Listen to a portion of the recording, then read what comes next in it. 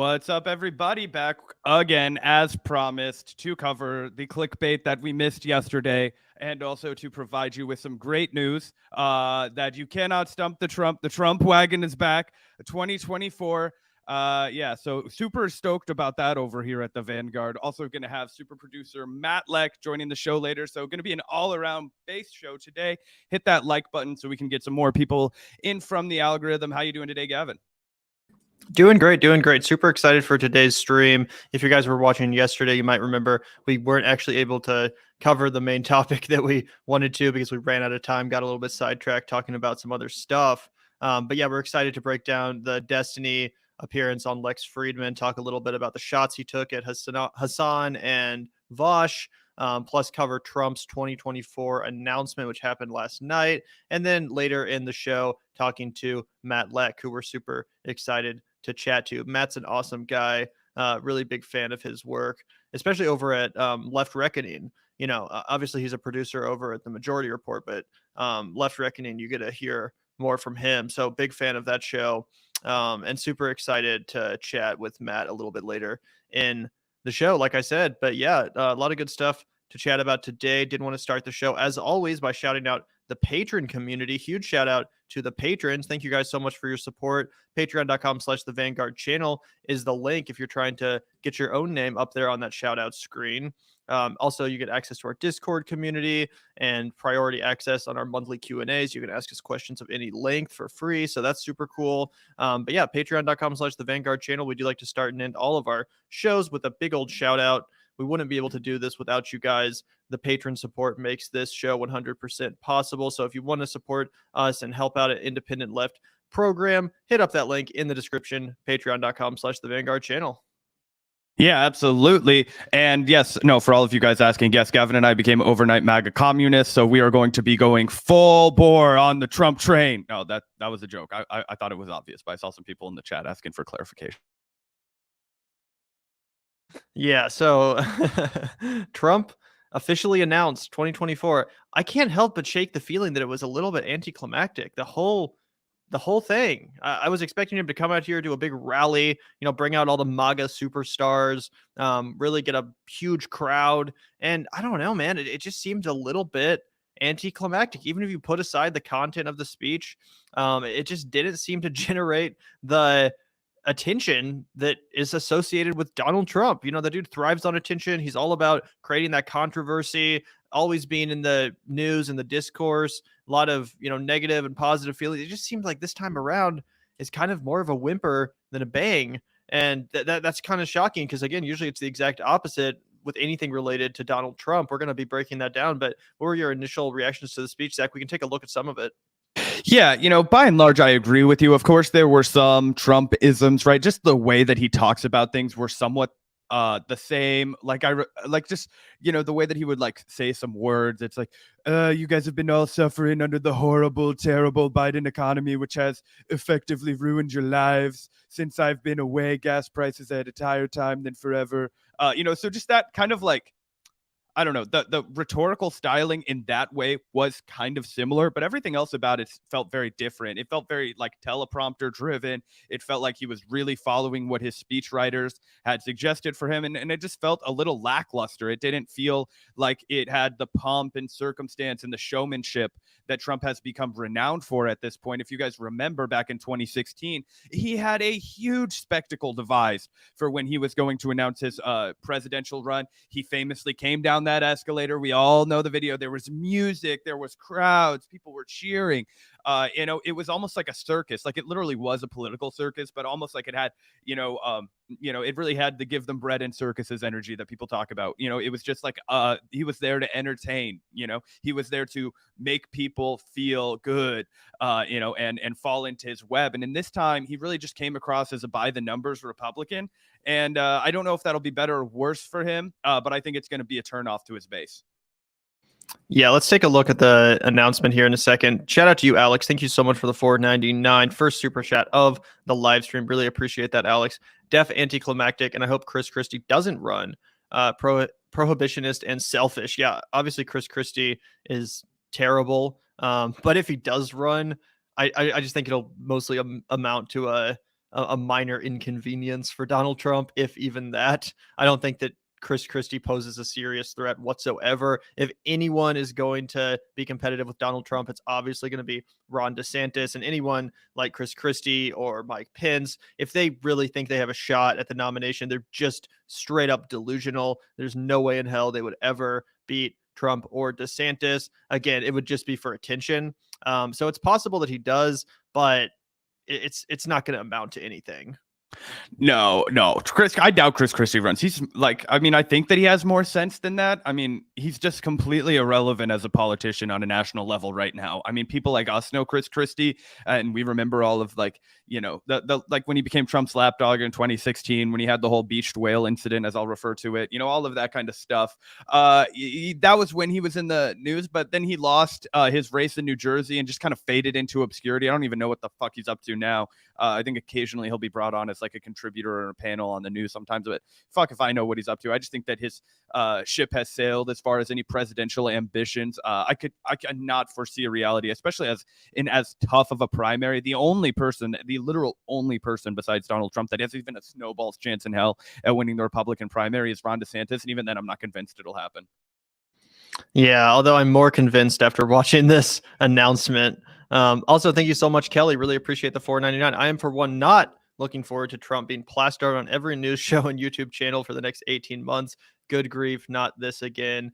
I mean, I guess I'm not looking forward to it either, but we really don't have a choice, right? The primaries are underway. The GOP civil war is heating up. It's going to have to be part of the conversation, as unfortunate as it is. And Trump really does thrive on attention and being in the discourse. So he's going to find a way to insert himself into that discourse come hell or high water. But yeah, I mean, I'm definitely sick at looking at his ugly mug as well, hearing his stupid voice. It's exhausting. And I think that most of America would agree with me at this point. It's just that hardcore Trump base in the Republican Party that is still, you know, hungering for him. But I think among the majority of the American people, they would tell you the exact same thing, Kelly. Yeah, and it's funny because even if you look at the New York Post and the Murdoch machine, which back in 2016 really got behind Donald Trump and really, you know, built up his media presence, gave him tons of free, publicity and all that stuff. They have changed their tune 100% following this presidential announcement. And they've actually basically been like giving Trump the old fuck you and sticking it to him. Like in the New York Post this morning, when in like response to Trump's announcement, they just made a headline that said Florida man announces president, and then they buried it just to fucking piss off Donald Trump because he was talking shit on the New York Post the other day. I mean, they're getting petty with each other now. And so I wouldn't be surprised if we see not as extreme of a version of this, but we saw what was referred to on the left as a Bernie blackout, where they just were not covering Bernie Sanders. And I personally would be totally down if they just did a Donald Trump blackout. I don't think they will. I think they'll, you know, change their tune a little bit if he's able to, you know, get them clicks, and if he's able to drum up a base again, they'll fucking flip it around. But it is possible, Kelly, that you will see less Trump than you did last time around, you know, if he performs poorly. It's possible, although I don't think there's going to be a Trump blackout. I don't think so. The dude is too good at creating controversy for the news to restrain themselves from covering him. But kind of as you said, not in this clip, not in this way that he's decided to present himself this time around. Yeah, I think the announcement was definitely a little bit underwhelming, but as the GOP civil war heats up, it's going to get ugly. It's going to get real ugly. So anyway, thank you so much, Kelly. Really appreciate that. Also, thank you once again, Alex, for the $4.99. I really appreciate that, man. I hate how long the elections are. We just got through the midterms. Yeah, so got to disagree with you there, Alex. I live for election season. That's a hot take from me, but I absolutely love the horse race. I always look forward to the elections, the midterms. I always want that shit to be going on. I love debates. I love covering it. I love paying attention to it. I know that's an unpopular opinion. Yeah, I mean, I agree. I also enjoy covering it, but I can see where Alex is coming from because, I mean, admittedly, it is it's basically a racket, right? This is why our fucking election season is so long. It's all advertisements and whatnot, you know? Oh yeah, I'm just saying I'm here for it, bro. Oh no, I mean, yeah, I mean, we do a fucking show for a living where we have to react to this stuff. But I do hear where you're saying, where it's like, okay, all the money that the left would have to put together to, you know, succeed in a presidential race it is a lot of money, and you know, continuously like benefits the rich and the opulent. I think this actually benefits the impoverished the most. No, I'm just kidding. Yeah, obviously, no one's arguing with that. But I'm here for the circus, man. I live for elections. I wish they went on even longer. Um, although it is true in other countries, like the elections leading up to presidential elections, stuff like that, the cycle is like 4 months. Here in America, we drag it out to like 2 years, which is amazing. But anyway, thank you so much, Alex. Really appreciate that. And yeah, God, it's going to be a bloodbath, guys. It's going to be ugly. I really hope there's a Democratic primary as well. And it sucks that we have to sit here and watch as the GOP has all the fun. Well, Biden's probably just going to coast into re-election. But I would love if there was a Democratic primary too. It was so fun in 2020 and the lead up to 2020 rather. And it's just going to be a bummer if we just have to swallow the pill that is Joe Biden being the nominee once again. Either way, we'll keep you guys updated on that front as well. But let's take a look at some of what Trump had to say in his big 2024 announcement. Let's check it out.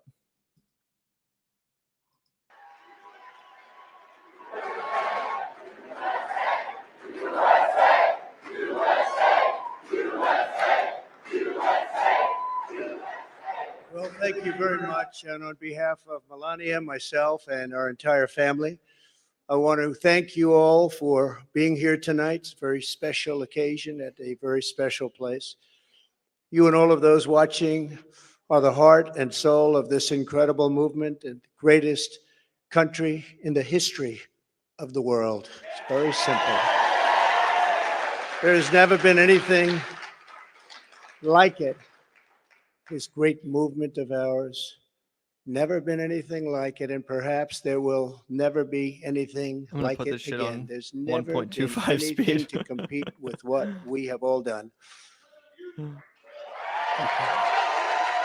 Ladies and gentlemen, distinguished guests, and my fellow citizens, America's comeback starts right now. Like he's back on reality television. 2 years ago, when I left office, the United States stood ready for its golden age. Our nation was at the pinnacle of power, prosperity, and prestige, towering above all rivals, vanquishing all enemies, and striding into the future, confident and so strong. In 4 short years, everybody was doing great. Men, women, African Americans, Asian Americans, Hispanic Americans, everybody was thriving like never before.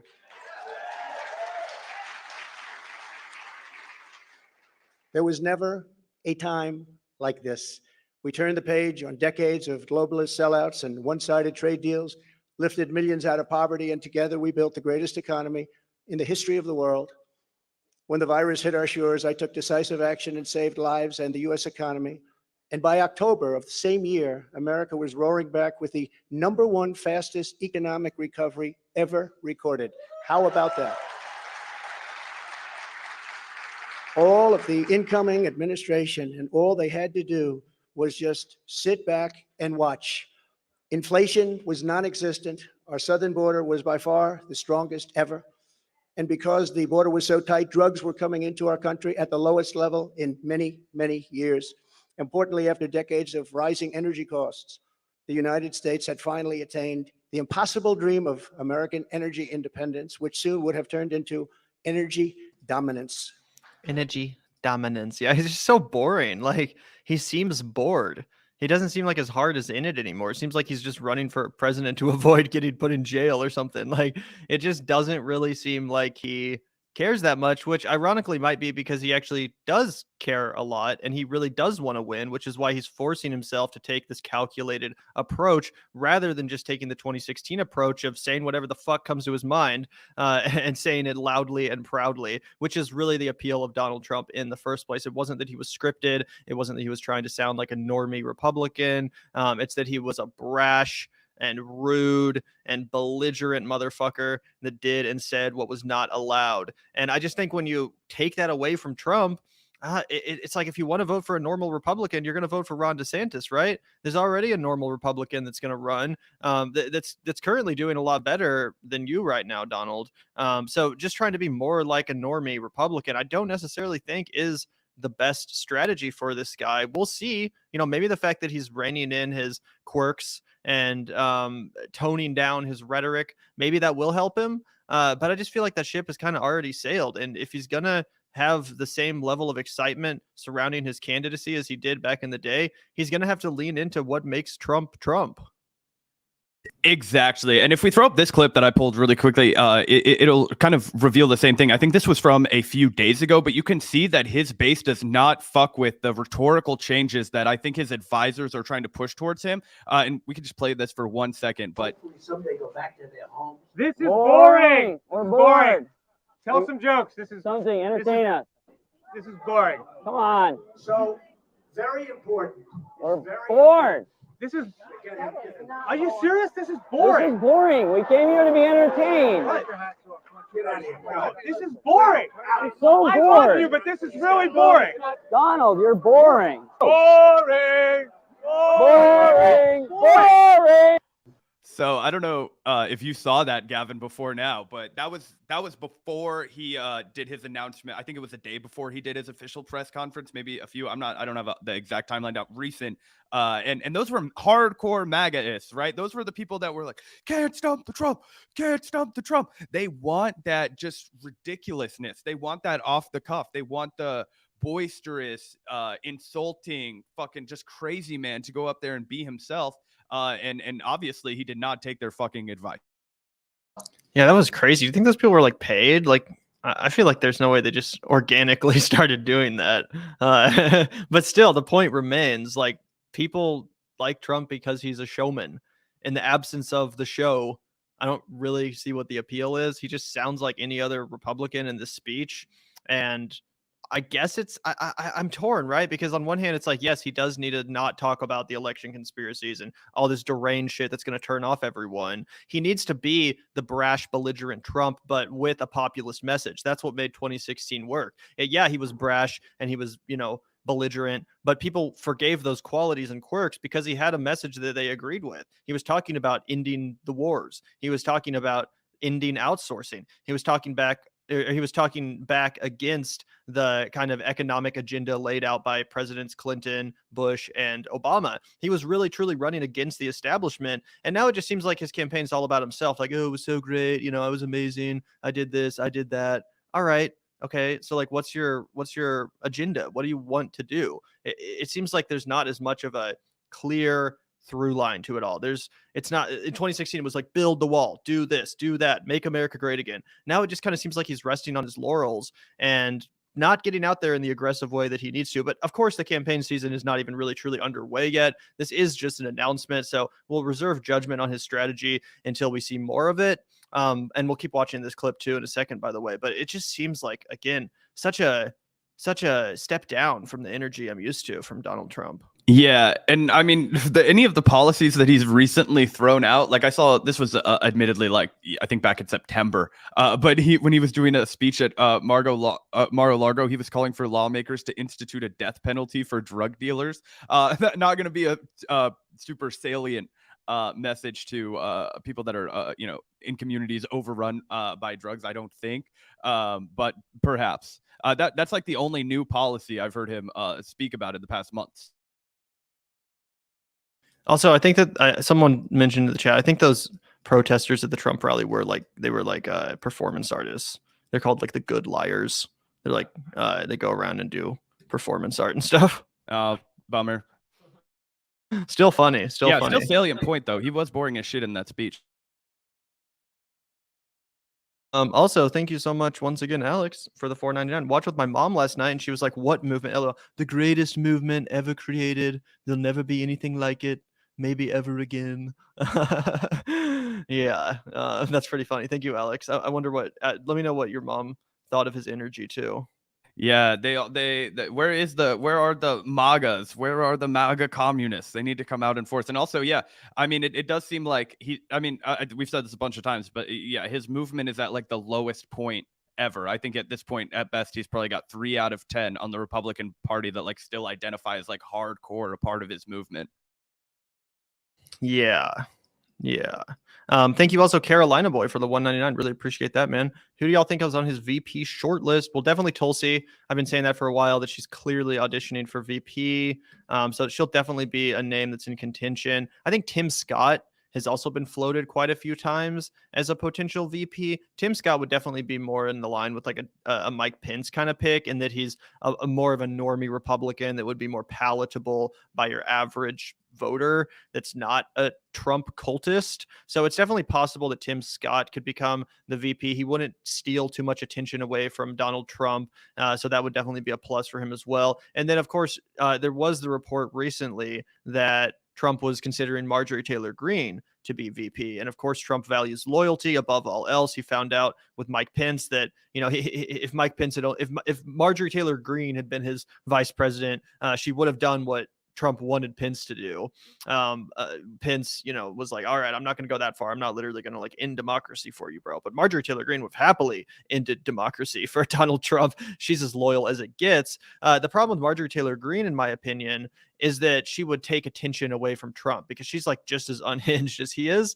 And it would almost be like a Sarah Palin effect, I feel like, where the 2008 election almost became more about Sarah Palin than it did about John McCain. And she was such a turnoff because she was just so fucking stupid to your average voter, that I think that had a lot to do with the fact that Obama crushed McCain. In the same way, if you put two insane people on the ballot, it's just going to be too hard to stomach, too hard to palate for your average voter or independent.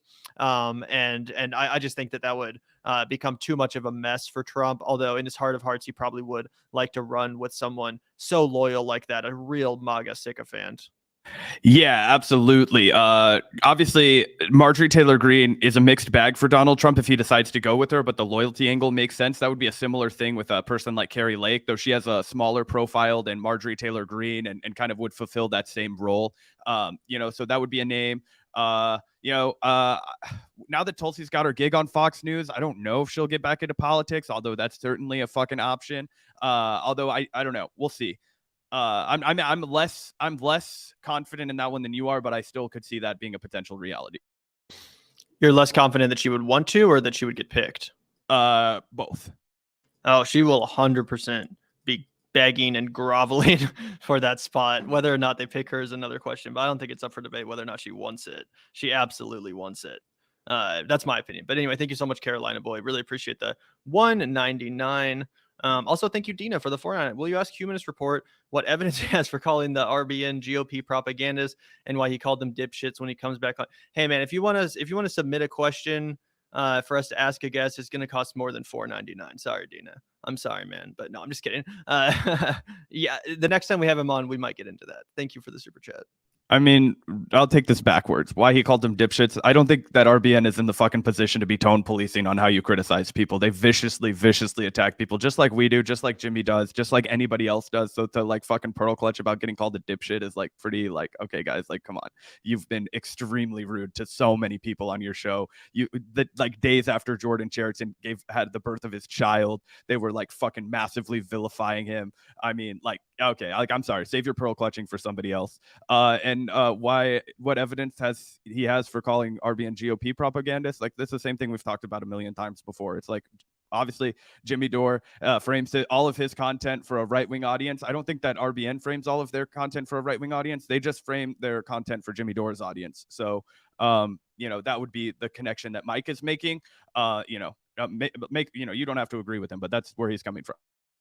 Yeah, thanks so much for the $4.99. I really appreciate that. Also, thank you so much, Mariposa, for the $5. Way more concerned about DeSantis versus Biden than Trump versus Biden. Democrats must nominate someone else if they want a fighting chance against DeSantis. 100%. Biden's super vulnerable. I think he could easily beat Donald Trump again, but I am a lot more concerned about his chances against DeSantis. I think it would be probably a 60-40 in DeSantis's direction, honestly. I think that Joe Biden would have a not as good of a chance as possible, or as some people might think, against DeSantis. So yeah, I think that's 100% true. He's super vulnerable. Yeah, the best outcome for Biden, if you're looking at it like for his reelection chances, would be for it to be like Donald Trump, Marjorie Taylor Greene. That's an election that he starches on. Because Marjorie Taylor Greene is fucking massively unpopular with the American people. More unpopular than Donald Trump, I think. So that would be one instance where I think that, yeah, that would actually be good for the Biden administration. And I also think that DeSantis is, he's going to be able to present himself as the like return to norms for the Republican Party, as he's going to be like the, you know, the respectable Republican. And then you're going to see all of those like never Trumpers, like, you know, Joe Scarborough and all these other guys that were being worshipped by MSNBC start to talk about the guy like he's a really good dude, and that he's like, you know, and that's going to give comfort to all these swing voters. So yeah, I mean, I agree with Gavin. I think that I think Ron DeSantis could starch Joe Biden. It's just a matter of if he can get through the primary, unfortunately. Right. Appreciate you, Mariposa, though. Really genuinely do. Also, thank you so much, Alex, for the 499. The fall of Tulsi is a Shakespearean tragedy, from a once great anti-war activist to a Trump sycophant. Yeah, it is crazy, bro, how much she's changed. Literally endorsing Biden not even a couple years ago, and now groveling for Trump and DeSantis to pick her as VP and taking that gig on Fox News. Pretty funny stuff. Yeah, thank you so much, Alex. Yeah, actually, last night after, or I don't know if this was a coincidence or not, but after Tulsi, like, you know, announced that she was going to be a Fox News contributor and inked that deal, they re-aired a really old episode of Michael Brooks show. It was like Michael Brooks show, like 23 or 24, and they were just dogpiling on Tulsi. And I was like, wow, other people saw through this before I did. They were like, she supports drones, she doesn't want boots on the ground, blah blah blah. Like, she's not an actual anti-war activist. So I fell for it too, Alex. But I think if you go back and look, obviously hindsight's 2020, but there were some signs that she was always prepared to just pivot to what was like the most salient message for her, like, you know, careerism. Right. But thank you so much, Alex. It is crazy.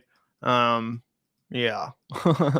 Oh God. Anyway, yeah, let's watch a couple more minutes of this before we move on to the Destiny shit. Some more of Sleepy Don.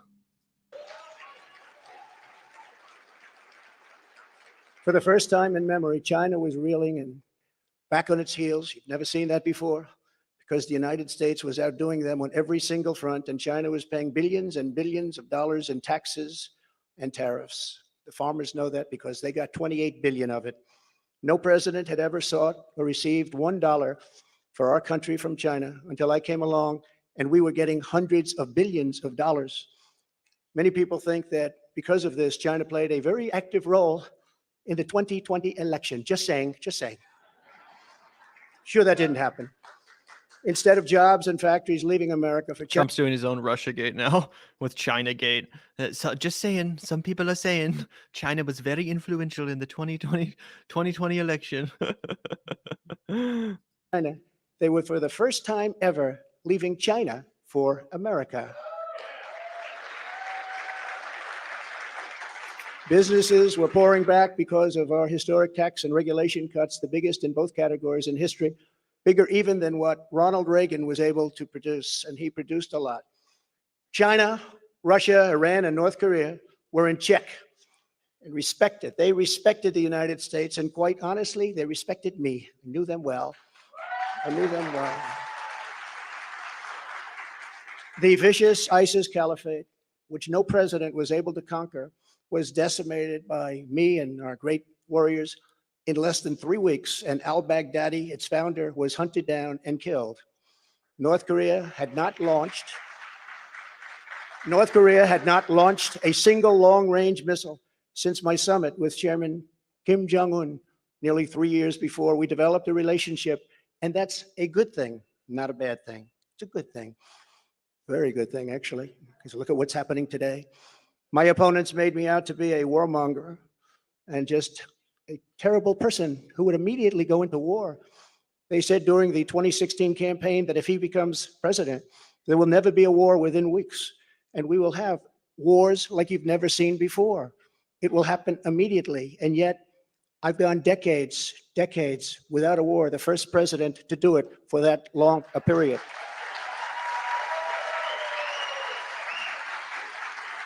The world was at peace, America was prospering, and our country was on track for an amazing future because I made big promises to the American people, and unlike other presidents, I kept my promises. I kept them.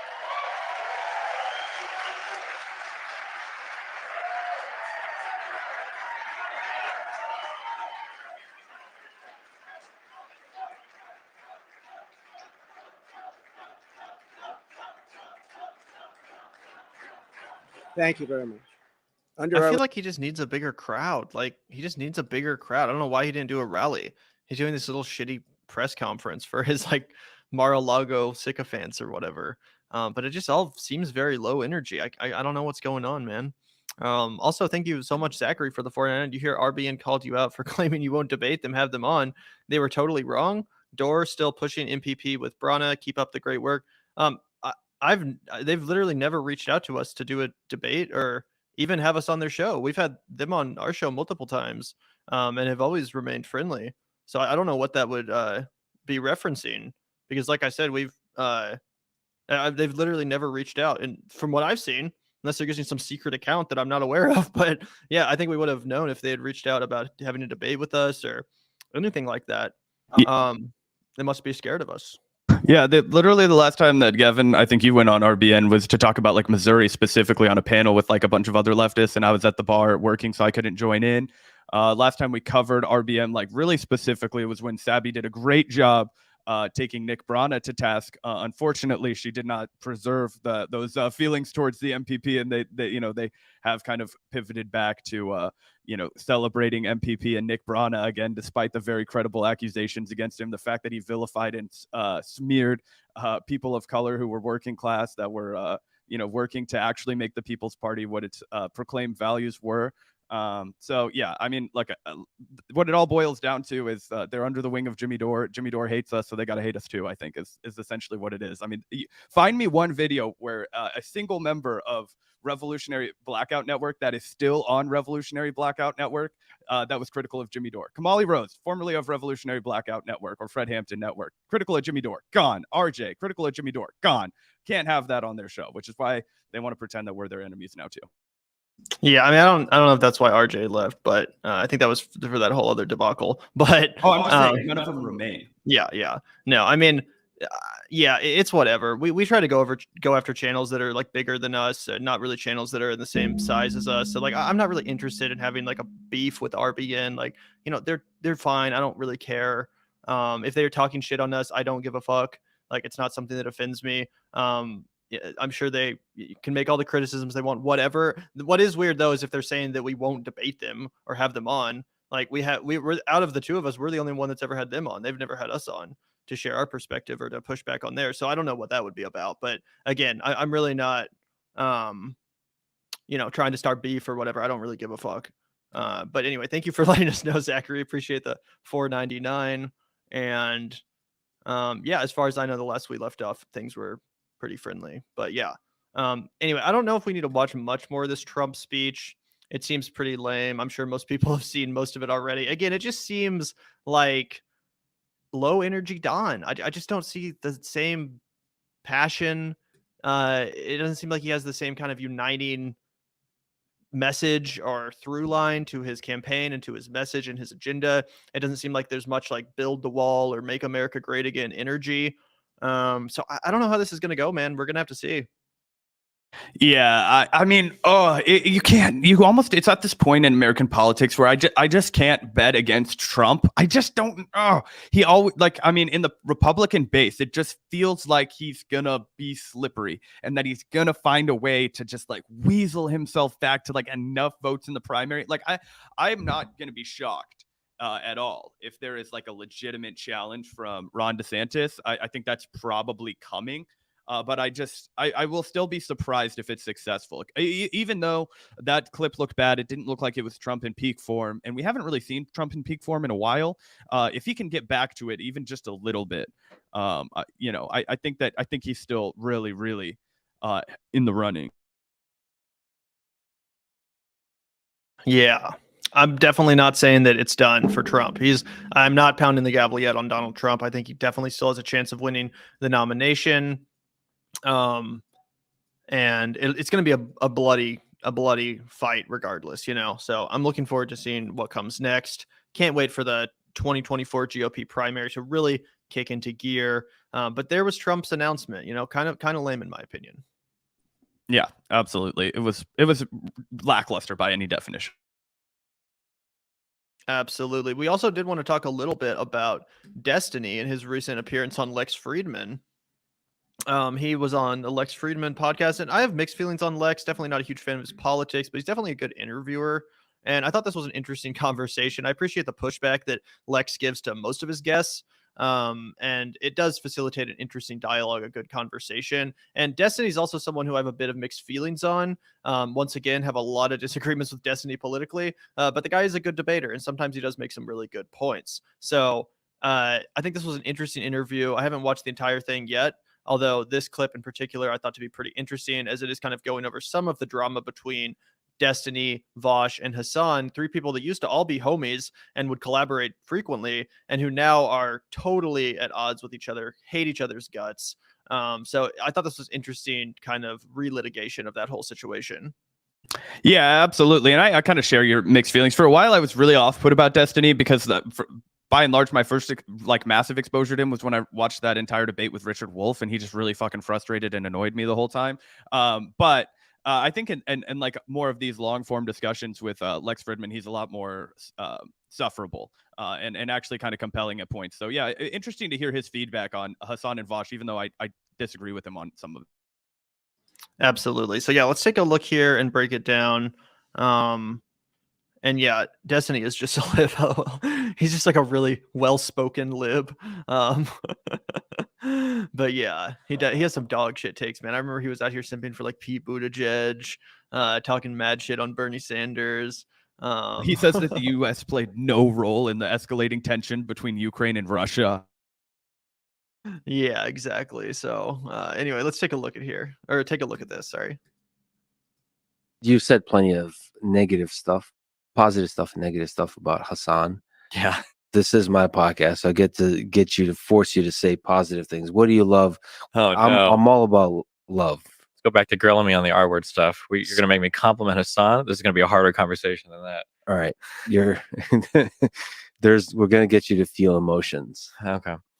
So he's another, for people who don't know, he's another popular political streamer. I think you had, as the kids call it, a bridge burning over Bernie Sanders. I don't know. My research is very limited on this. Sure. But what do you respect and love most about Hasan? He puts in a lot of work. When he was like growing his stream from 2,000 concurrent viewers to 15,000, he was streaming like 12 hours a day, like every single day. So that was admirable. He did a lot of work. He does seem to be pretty good at networking and like socializing and making the correct friends and connections to continue to build his business. What about him as a political thinker? I know you don't think highly of him on that regard, Really but I think that's unfair. Oh, I think that's man. unfair. I honestly want to push back on that because Okay. I have zero respect for him as a political thinker. There's not going to be almost anything. So I will say I admire the fact that through no actual capability or ability of his own, he manages to wind up at some of the correct answers just because he's towing the line. So that is good job for him on that. He's got a lot of correct opinions, just he has no idea why. So I think that's undeserved. I think that's too harsh, man. okay. The reason I bring that up because I feel like there is a deep grudge in there somehow. So you're the father now, so since you're so old, the grandfather of the political debate on live stream political debater. So there could be some grudge about that split that happened, or not enough credit given, or all that kind of stuff. I just think he's somebody that has a left-leaning ideology that's different than yours. He was a Bernie supporter, right? And I guess you were not. Can you explain to me where the division is? He exemplifies everything that I absolutely hate about Which politics. is what? Which is shallow engagement, heavily ideologically driven. And you're not ideologically different. Absolutely not. So Free of ideology. that's when we're talking about like the free thinker in the real meaning of that word. Yeah. So Meaning the way let me qualify that, issue by issue thinking. Let me qualify what I mean when I say that. I spent a lot of time, unfortunate time, delving into the boring world of philosophy. I spent a lot of time thinking about like, what are my ethical positions? How do I feel about myself, the people around me, and how that relates to the world around me? And then from all of these positions, I think you might have used the phrase first principles earlier. Mm-hmm. From these kind of like first principles, out of that is where all of my political positions are built out of.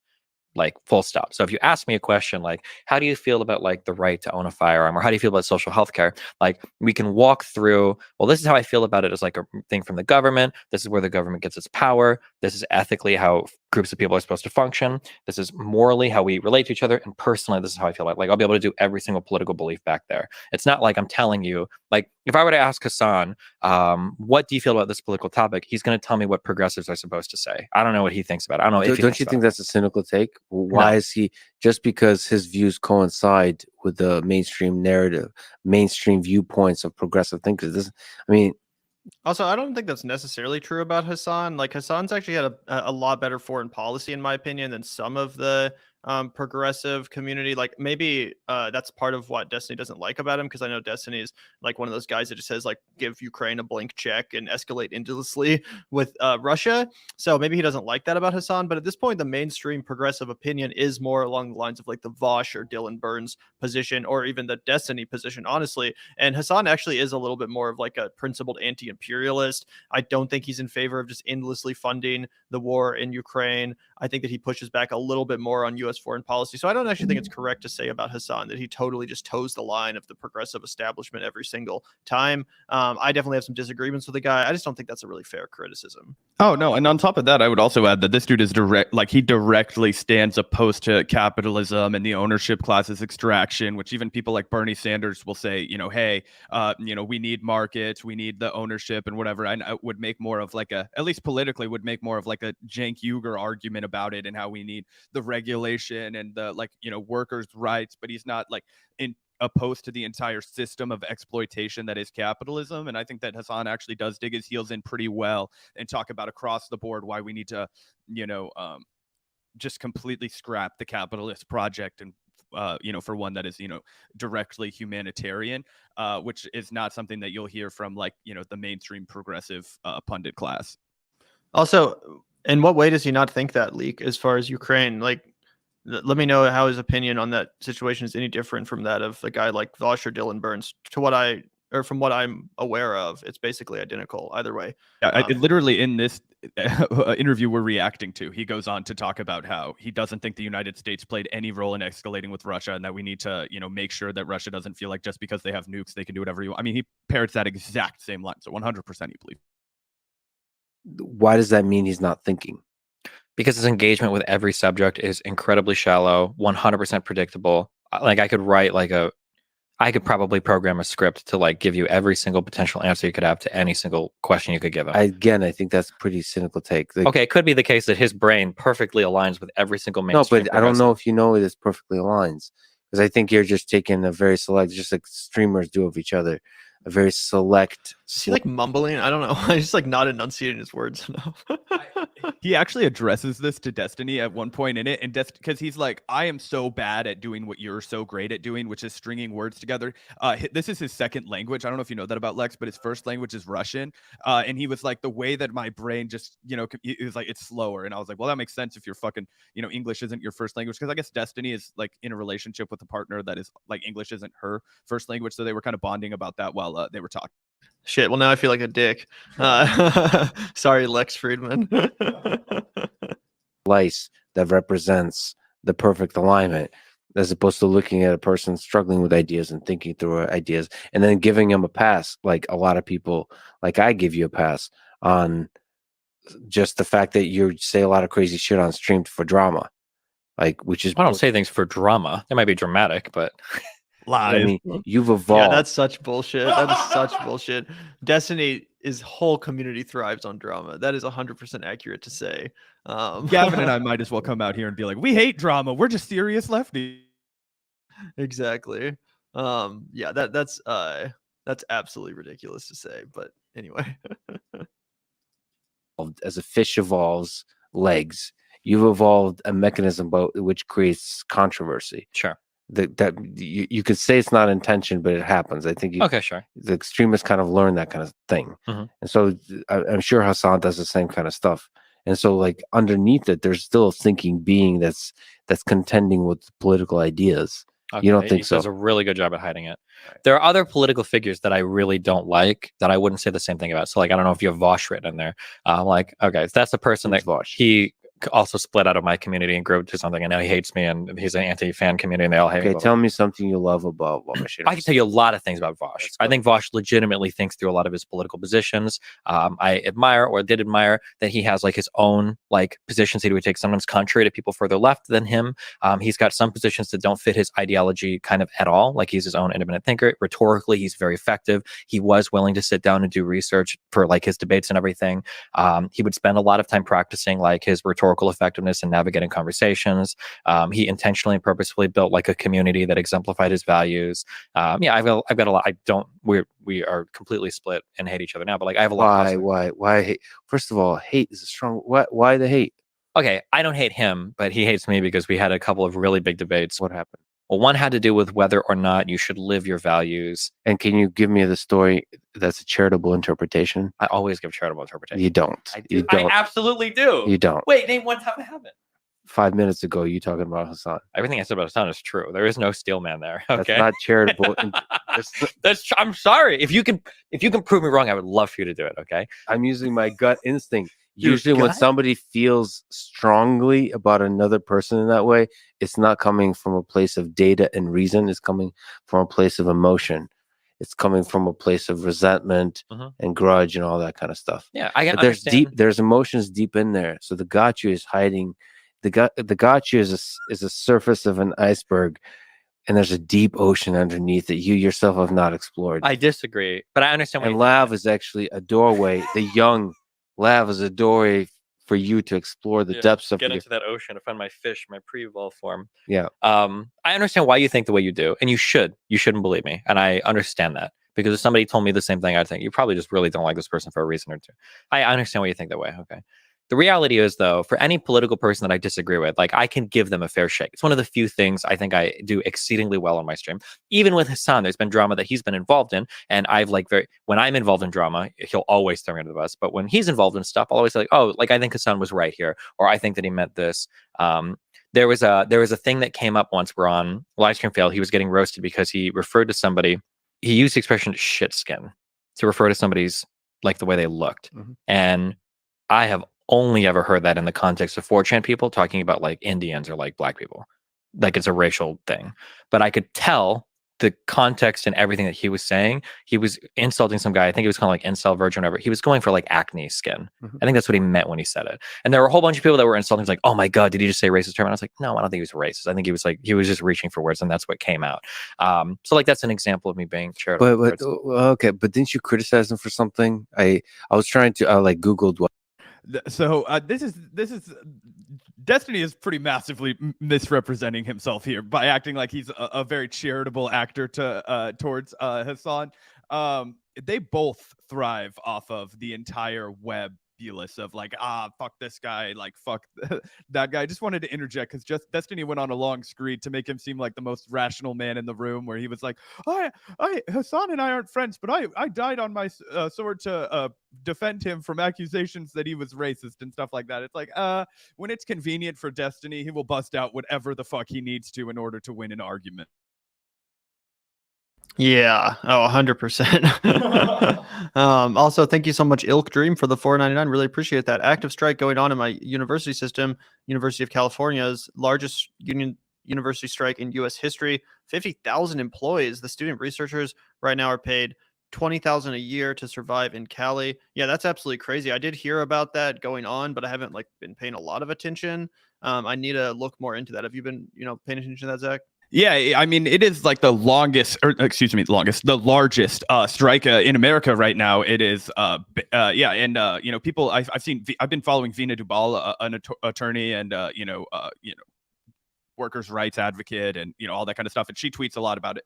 And yeah, she's been tweeting up a storm about how like professors need to cancel all of their classes, like do not cross the picket line in the UC school system. Like obviously, grad students are massively exploited. So the student researchers are paid $20,000 a year, but oftentimes those people are still paying tuition for something, right? Like, I mean, your sister's in grad school. That shit isn't free, right? Like, you have to pay a lot of fucking money to go to grad school, and then they'll be like, oh yeah, here's your $18 an hour to teach a fucking class where we're charging people, a fucking 50, 60 grand a year for tuition. Like, that's unacceptable. And especially when you look at the UC school district, or UC school system rather, like if you're in Berkeley, if you're in like, UCSF, if you're in, any of the UC system schools that are like in heavily, just like bougie areas, which most of California has become at this point, it's just impossible to live on that kind of money. So, obviously nothing but massive solidarity with these university workers. This is one of those clear examples where, academia is often misunderstood as being like a PMC kind of a position, but these people are working class as fuck, and we want more working class people, in higher education. We want more working class people in academia. The reason that they make it so expensive and so impossible is because they don't want people with our line of thinking. They don't want people with solidarity to move in. That way, it's just rich kids who can live off of their trust funds while they go to college, or blah blah blah, right? Like, oh yeah, my dad donated a library here, and now I get all my shit for free, or whatever, right? Unionizing and striking and creating this solidarity between workers in the UC school system, one of the largest, I think it actually is the largest of any of the state school systems, that would open the door for a lot more follow-up strikes, so for people who are working in any of the 50 states for a public state school, they would be encouraged to follow suit and actually get some extractions. Shout out to those individuals, and hopefully next week we can get somebody on to talk about that. Yeah, that'd be awesome. Also, I saw something about this earlier, and I thought it was related to this strike, but I just looked it up to confirm, and where'd it go? I just had a tweet up that I was going to show. No, it was about Andrew Yang and how he apparently crossed the picket line to speak at the school or something like that. One sec. Let me find this shit. Because, yeah, apparently Andrew Yang crossed. Also, the people that are saying working class has nothing to do with income, I'm sorry, but like that is just so not true. Like, I'm sorry that you hate like woke people, but they're still working class. Yeah. Yeah, that's weird. But yeah, apparently Andrew Yang crossed the picket line and spoke at the UCI social ecology event, implying that he knew about the 48,000 worker strike, but spoke anyways because he was not aware of the particulars of the negotiation, which was on the front page of the LA Times yesterday. Here he is getting confronted for just that. It's true under a Democratic or Republican administration. And so if you have Democrats winning, it's like, okay, one team feels good, the other team doesn't feel good. Excuse me, Mr. Gann. On the topic of public education, 48,000 academic workers are currently on strike at the University of California. So does the Forward Party endorse crossing picket lines to collect a speaking fee, or is that a unique personal position? Answer or not answer your call? I confess to not being aware of the particulars of what's going on in terms of negotiation. I can't really comment. Thank you. I'm sure that would be quite surprising to thank you very much. Please leave. That's not what this event is for. That's not what this event is for. Plenty of other opportunities for us to discuss that. Yeah, so just in case you weren't, if you were wondering about whether or not the Forward Party and Andrew Yang supports workers and union rights, not a good look.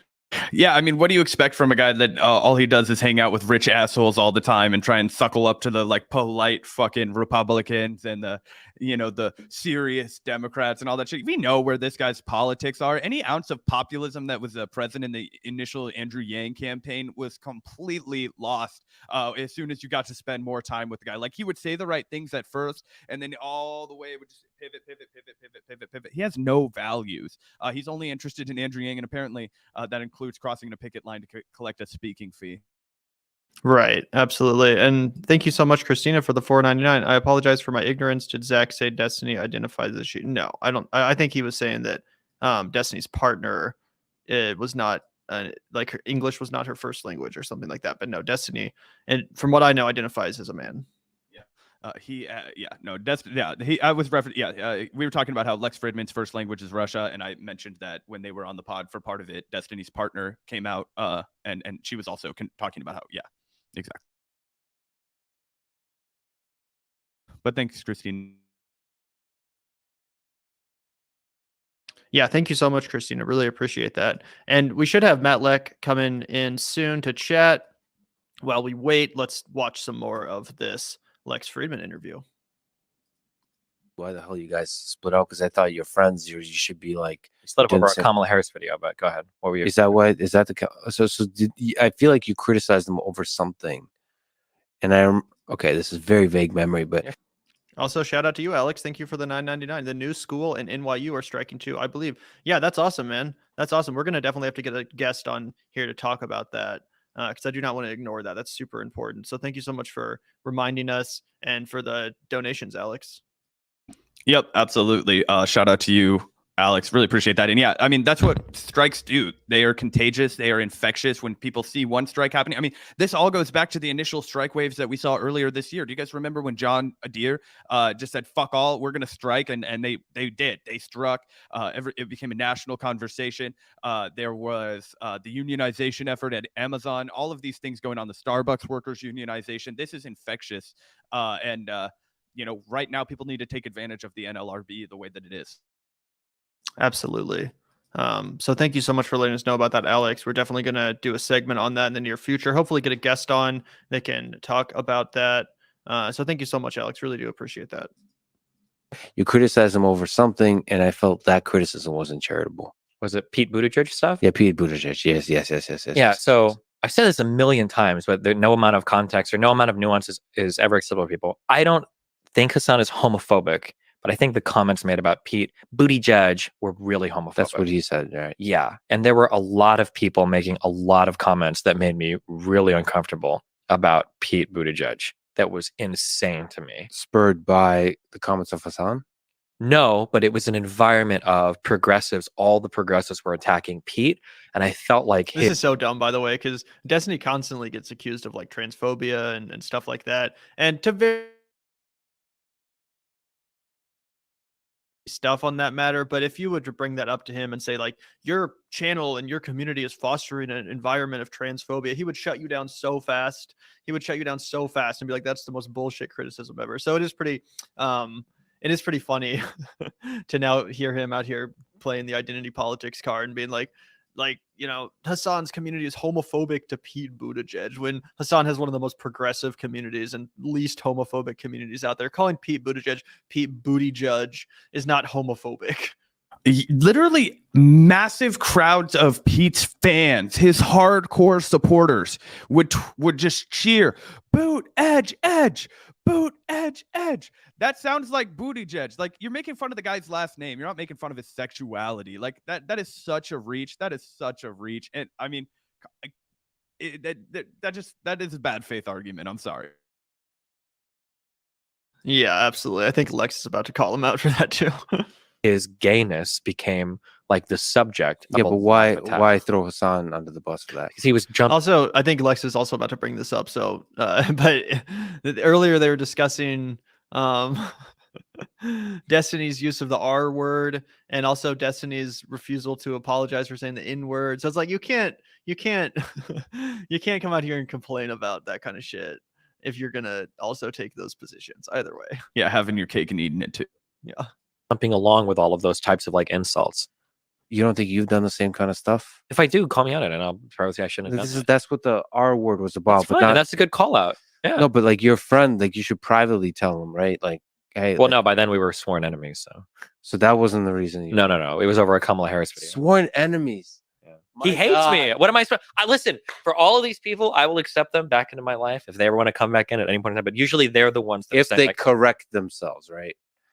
No, I'm not expecting anybody. Here's the deal with Vaush and Hasan. These are like we're the three guys online. None of us will talk to each other. Hasan because he won't give clout to anybody, and Vaush because he thinks I'm bad faith. And then neither of them will talk to me because they both hate me. You guys should go like on a camping trip together. It's like Brokeback Mountain, but 3-way. And just like refine. Yeah, wow, that could be a thing. That was so homophobic. Damn, Lex. Creating an environment of homophobia.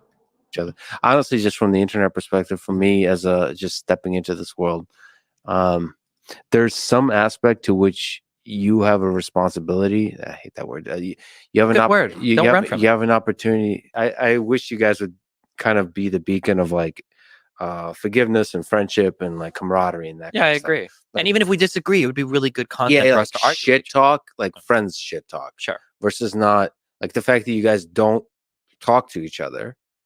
Like I would love for you to shit talk publicly with the camaraderie always there. Like there's love in the beginning, love in the end, but you beat the shit out of each other in the middle, and that's what live streaming is for. The political discourses, that's great political discourse. Yeah. Versus, I think what underlies it is some jealousy and so on.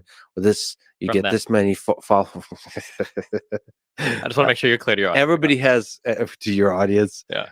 I'm sure you have flaws, and I'm just not. I mean, in this dynamic, Hard to find, because I'm. your only flaw is you're too modest. Yeah.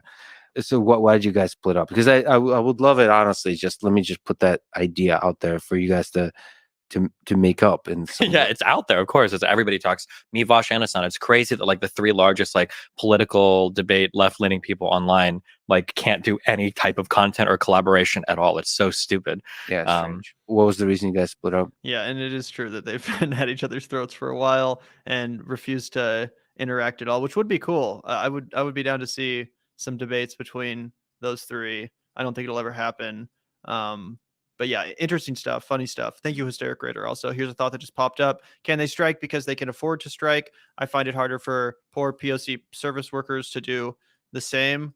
Do you have any comment on that one, Zach? I mean, yeah, I would. I mean, look, as a service worker myself, I probably make a comparable wage to what a lot of those people that are striking in California. And this is one of those things that I think is really like problematic, not to use a word that everybody that I'm about to try and reach hates. But this idea that like the job you have, if it's like some sort of like layered prestige or whatever, or something that's considered like woke or liberal, then they'll be like, well, those people aren't working class. And it's like, well, if you make $18 an hour and you bust your ass with your labor for your employer, like, yeah, that is working class. Like, do you guys think that like GTAs just show up, give a lecture, and then go home? No, they're grading papers, they're poring over, they're helping mold the next minds of this generation. That is just as working class as teachers. And it makes me lose my fucking mind when people say that teachers aren't working class, because they're like the backbone of this economy and we treat them like shit already. Like I said, like I am a service worker. It obviously would be hard for us to like lead a strike or whatever, but I don't think it would be more hard for us to lead a strike. Like if I got all of my coworkers together and I was like, hey, we're fucking off with these guys, our boss would probably just shut down. Like I said, like speaking as somebody who is, I'm not a poor person of color service worker, but I do work in the service industry 4 to 5 days a week. Like, I'm in it because I love it. I don't know if it's that much different from the university school system, other than the fact that they have a massive body of people that they've been able to organize collectively. But in the same way John Deere did that, and they were also massively successful. And nobody would argue that a John Deere worker making $18 an hour isn't working class either. Yeah, I never really understand the need to like pit people against each other like that. Like if you work at fucking Starbucks, like who fucking cares? Why is it not popping up? Yeah, thank you so much, Limrack, for the $4.99 super sticker. Really appreciate that, comrade. Thank you so much. Yeah, thank you so much, man. Yeah, absolutely. Shout out to you, Lem. Right. So thank you so much for the super chats, guys. Really appreciate those. And our special guest has arrived. Really, really excited to chat with Matt Lech for the first time on the Vanguard. He's the co-host of Left Reckoning and a producer over at the Majority Report. So super excited to chat with Matt. We're going to be talking a bit about cryptocurrency specifically. You guys know crypto is not really my main area of interest, but I know there's some crazy shit that's been going down with crypto that we're super excited to get into with Matt. And I know Zach knows a little bit more about that than me. And hopefully we'll have some time to broach a few other subjects as well. But stay tuned, guys. We're about to introduce Matt Lech to the show for the first time. Also, thank you so much, Christina, for the $4.99. Really appreciate you, Christina. If these three top streamers can't get along with each other, it's because each of them is a narcissist. Yeah, well, welcome to the media industry, Christina. Yeah, everyone is all up in their feelings all the time, constantly offended or not offended, but just triggered. Yeah, just triggered. Yeah, by shit that other people have said about them. So that is definitely true. We always talk about like the like the Jimmy Dore, TYT, Kyle Kulinski, like YouTube drama. But the like Destiny, Hasan, Vaush is like the Twitch side of that. It's like the same story, just on a different platform for the most part. So yeah, same kind of stuff for sure. Same sort of dynamics. But thank you so much, Christina. Really appreciate that. Thank you so much. What? Oh, I was just going to respond really quick and say basically everybody that gets to the top level of the media game is a narcissist. Like, I mean, it takes a little bit of narcissism to be able to stream for 12 hours and hear yourself talk. Now, I'm not saying I don't admire the fact that those guys have that kind of marathon stamina, but yeah, it does take a little bit of narcissism. But anyway, shout out to you, Christina, and shout out to our guests that we're getting into the studio now. What's up, super producer Matt Lech? How's it going? Great. It's great to be here with you guys. I'm thankful for you for repping the non-coastal media. So I'm happy to be here with you this afternoon. Hey, thanks, man. Really appreciate it. One of the first things that we just wanted to kind of get this conversation started with was by talking about how you and also David over at Left Reckoning have done a great job of analyzing the whole Bitcoin cryptocurrency world from a left-wing perspective. Obviously, we can talk about how it's basically just a scam for rich people, a get-rich-quick scheme. It's also massively detrimental to the earth. But one of the things I wanted to get your take on, just for our audience who might not have heard your thoughts on it before, is why do you think that, it's always so salient to the left to get in on, like, not all of the left, but like there's a certain faction of the left that like sees Bitcoin and cryptocurrency as like a way to liberate us from, these obviously like like I don't trust, like our banking regulation is dog shit, right? Like we obviously let white collar crime slide, but on the other hand, removing any regulation that we have will just turn us back into like a Lehman Brothers machine where, people just do essentially what FDX did. So could you share some of your thoughts on that? Yeah, well, I think it's interesting you bring up that whole promise of like the utopia of what it could offer, because I think that's where you get into trouble with where, like, so people are like, the right is saying this is a Democrat scandal because this guy gave a lot of money to Democrats, and that's absolutely true. And the reality is, like, Cory Booker was all in saying, hey, we need to look into this. We need to make sure it's safe, which is like, I think his out because he kind of knew like maybe this is a scam, but we need to make sure it's safe. But there's some interesting technology here, and you don't want to be like the ones telling the Wright brothers not to fly a plane.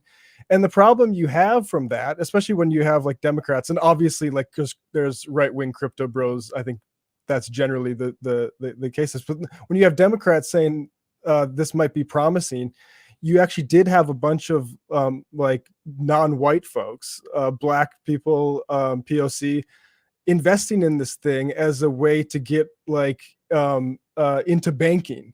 And it turns out that's a fucking disaster, because all these people that got in since like the advertisements and the crypto.com arena and all that stuff, those people lost their investment. They bought higher than what those investments are now. And we had some debate. People wanted us to have on some of the left-wing crypto promoters, and my problem with that is like, fundamentally, and you can go do I don't know the details on this specifically, but fundamentally what we're looking at is getting rich through owning something.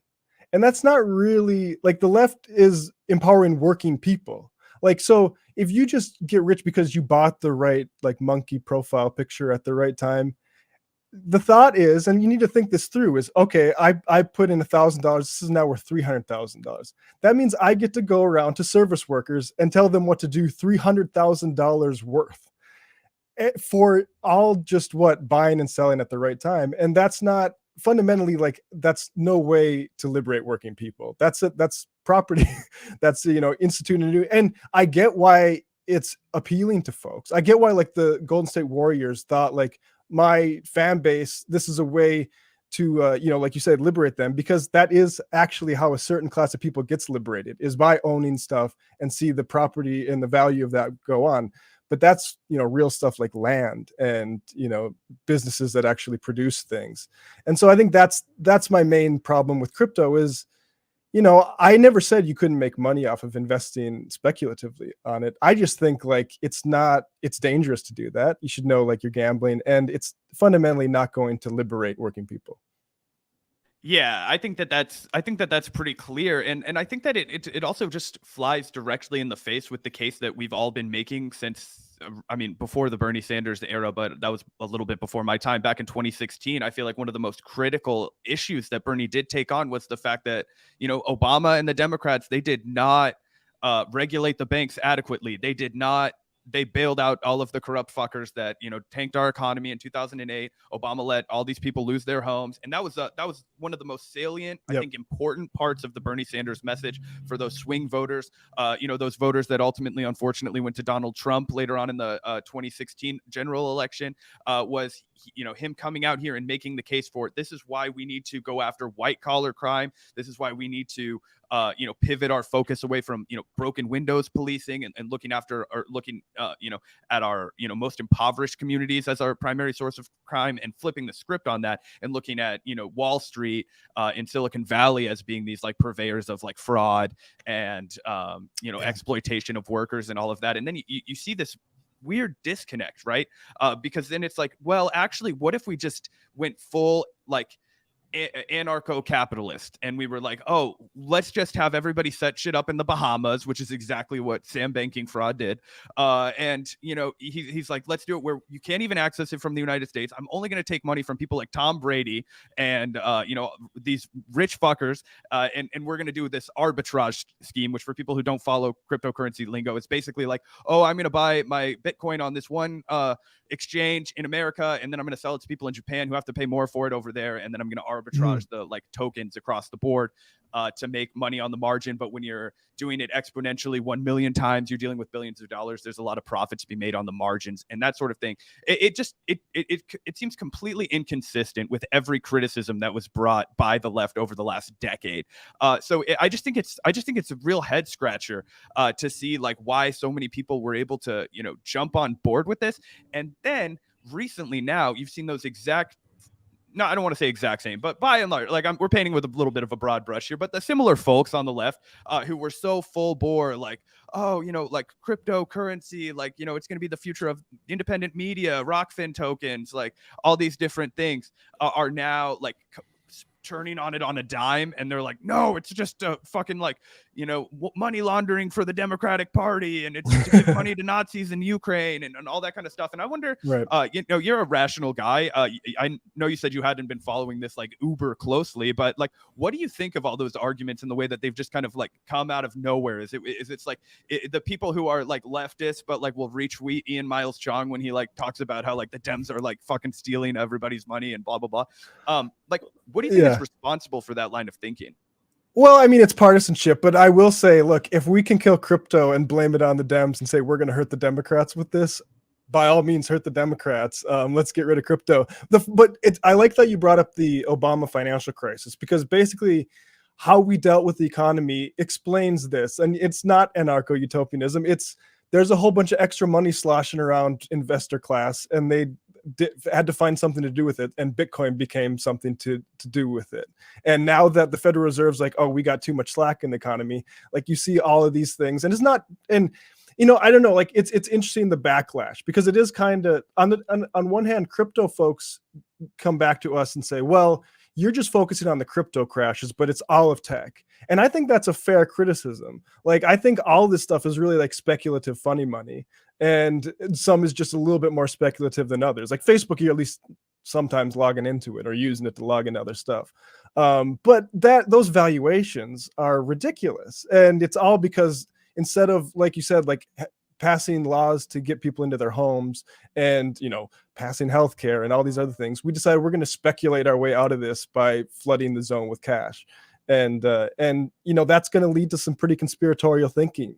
And a lot of these people that are in crypto, like we're seeing all the stuff with, Kanye and Kyrie and anti-Semitism, like that, you're going to see people go down rabbit holes because they were sold a promise by very official people. This was the Lakers stadium, right? And it was like, damn, what is this? You do one Google search and you see like people are making lots of money on this. And it's like, well, that's how I can, keep a house over my family's heads. And yeah, I don't know. It's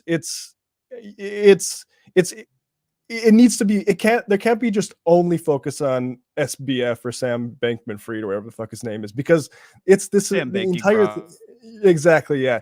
It's the entire, he's just a sort of, him and Elon, like they're similar sort of things. Like all this money wanted you believe this stuff was possible.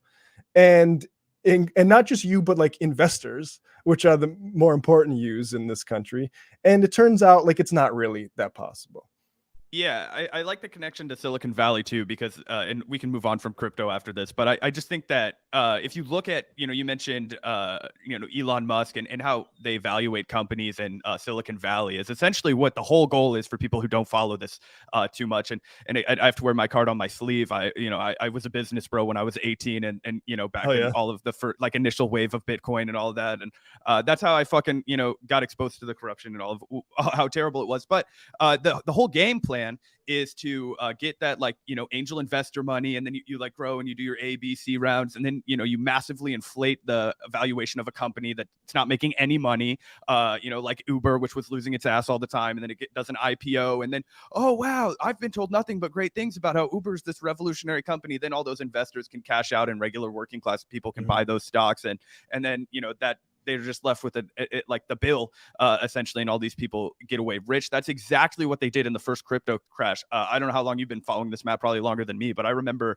what would this have been, like 2016, 2017 era, when it was like, I think it was 2017, end of 2017, like November, December, JP Morgan Chase and all these companies, they were like pumping the fuck out of Bitcoin, and it was like a huge deal when it hit 50K for the first time.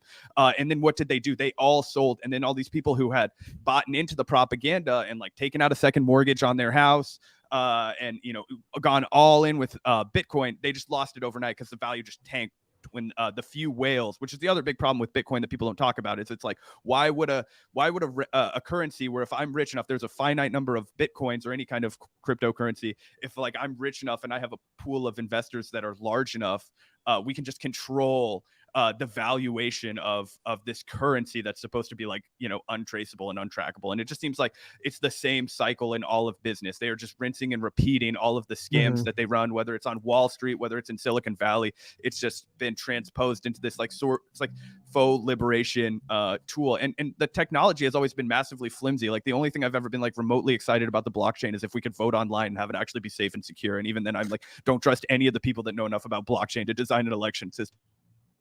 Yeah. I mean, my thing with blockchain is like, it's triple, what do they call it? Triple point entry accounting, or two-factor, but that's kind of redundant in most cases, I think, which is why you're not seeing a whole bunch of like amazing use cases for the blockchain, because you get enough redundancy with two-factor, which is basically created like 500 years ago, where we're going to write up our credits and our debits, and then everybody else will do that too, and we should be able to keep track of everything. And then this just keeps track of it in a third blockchain in addition to that. And it's like, do we need that?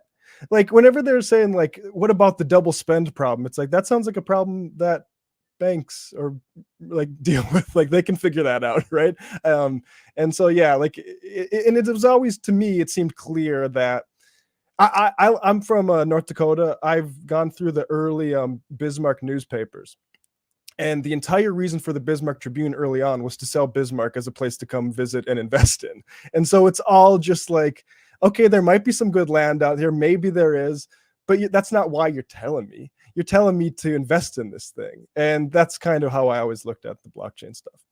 Yeah. Gotcha. Well, we did get a super chat on a related note. Hysteric Raider says crypto is the latest iteration of tulip mania, which I actually had to just look up because I don't know anything about that. But apparently tulip mania refers to the Dutch tulip bulb market bubble, which was one of the most famous market bubbles and crashes of all time. It occurred in Holland during the early to mid 1600s when speculation drove the value of tulip bulbs to the extreme. Again, completely ignorant about that myself. Do you have any comment on that, Matt? Yes. Well, the funny thing about tulip mania is that's actually a technological speculation story in itself, because it was like the new science of breeding different kinds of tulips. Everyone's like, holy shit, we can make fucking anything, any patterns we want. It's just like we're not limited by nature. And it's like, how could this not be a bad investment? And well, there's only so much money you can put into tulips before it's like, shit, we need to, be able to buy other stuff. That's an interesting analogy for sure. Thanks, Hysteric Raider. He also says bailout was giving money to gamblers, unsustainable. Yeah, Absolutely. totally. So yeah, that's super interesting. Like I said, I'm not as in deep on the whole crypto world as you guys are, but definitely like learning about it. Once again, thank you, Hysteric Raider. Crypto forced gaming GPU prices skyrocket. Yeah. That was where it Um, really fucked up. That you lost a lot of people when you couldn't buy a GPU. Yeah. Interesting. What was it? I just think it was funny because I used to I just remember like thinking that it's so ridiculous that your graphics card is what fucking mines crypto for you. Do you know why that is, Matt? That's a good question, because I remember back in the day when I was first learning about it, I would have assumed it was the CPU, but it's some reason it's the GPUs. Anyway, Interesting. Well, one thing we were talking about a little bit earlier in the show, wondering if you had any comment on, was Donald Trump's announcement last night that he's running for president again in 2024. Zach and I both thought it was pretty low energy. Did you have an opinion on that? Did you check it out? Yeah. Dave and I talked about this a little bit on Left Reckoning last night. I'm of a couple minds, like from a greedy content maker to two other greedy content makers. This is going to be good for business. Trump Trump is just frankly good for business. I think he was low energy because he wanted to prove to people like Lindsey Graham and stuff that he can.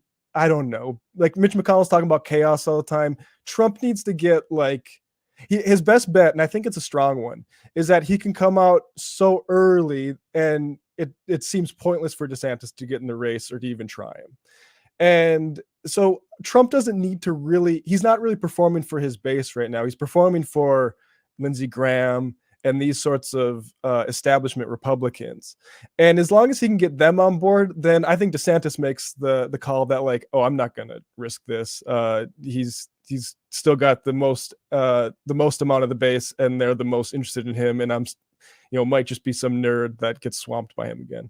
Yeah, that's a good point. And I think that's very accurate. He's kind of solidifying the base behind him right now. And it particularly puts DeSantis in a bad position because he just was reelected governor. It would be a real bad look if he turns around right after being reelected governor and starts focusing on campaigning.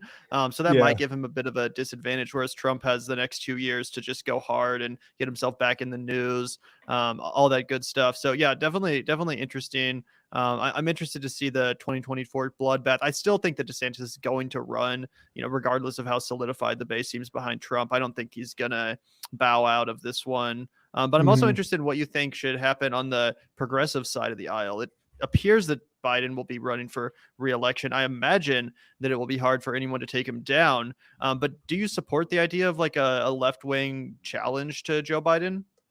Yeah, I think I don't know if Bernie would do it, but I think one of the cool things Bernie did was sort of play footsie with primary and Obama in 2012, and I think that is I think there are certain folks who might think you're damaging the party by doing that. I don't think so. I actually think it's probably helped the Democrats in ways they don't deserve to have a lot of this sort of debate. And so I think from both a left elaborating its position as distinct from Joe Biden, it's useful. And I think you can ignore the people who are like, you're going to cost this for us. Yeah, just to follow up on that a little bit, obviously, there was a lot of polling that indicated, and, obviously all polling is shoddy, as we've learned over the last couple of years.